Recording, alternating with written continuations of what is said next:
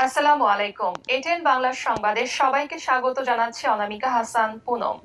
শুরুতে বিআরবিকে বল সংবাদ শিরোনাম।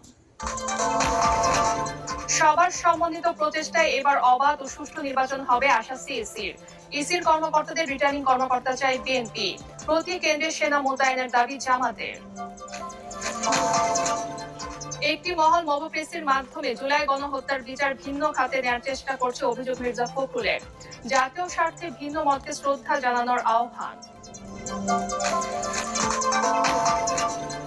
নির্বাচনী আইন অনুযায়ী দলীয় প্রধান ছাড়া অন্য কারোর ছবি ব্যবহারে আপত্তি এনসিপির। ছবি ব্যবহারের বিষয়ে এনসিপির বক্তব্যকে ভুলভাবে উপস্থাপন দাবি দলটির। শেখ হাসিনার ফাঁসির রায়ের পর দেশে নাশকতার কোনো শঙ্কা নেই, জানালেন স্বরাষ্ট্র উপদেষ্টা। এবারও হচ্ছে না বিজয় দিবসের প্যারেড উদযাপন।